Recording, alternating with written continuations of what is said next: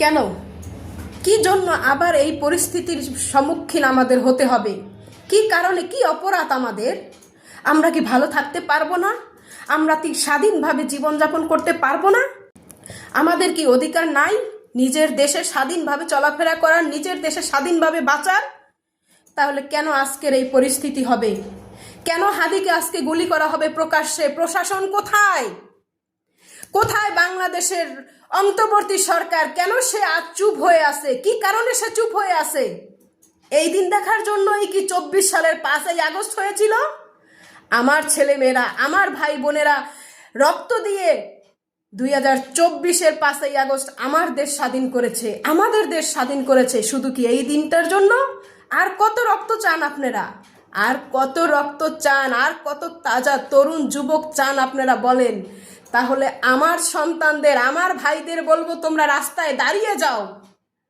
তোমাদের রক্ত নিয়ে ওরা খুশি থাক। বাঁচতে দিবেন না, না শান্তিতে বাঁচতেও দিবেন না, থাকতেও দিবেন না।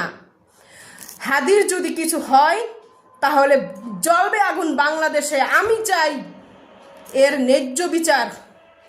হাদিকে যারা এবং যাদের কথায় প্রকাশ্যে গুলি করা হয়েছে তাদের 24 ঘন্টার মধ্যে হাজির করা না হলে বাংলাদেশ অবরুদ্ধ হয়ে যাবে, আবার বাংলাদেশ অচল হয়ে যাবে। কারণ এক হাদিকে আপনারা দমিয়ে রেখেছেন।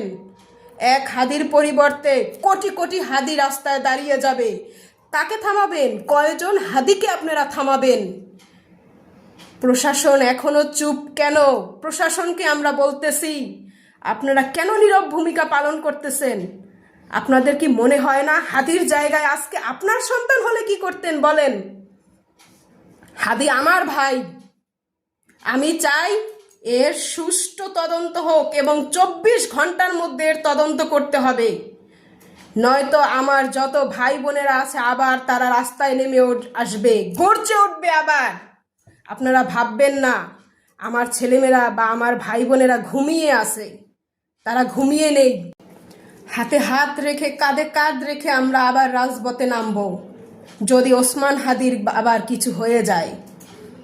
তাই আমি বলবো, সবাই সচেতন হন।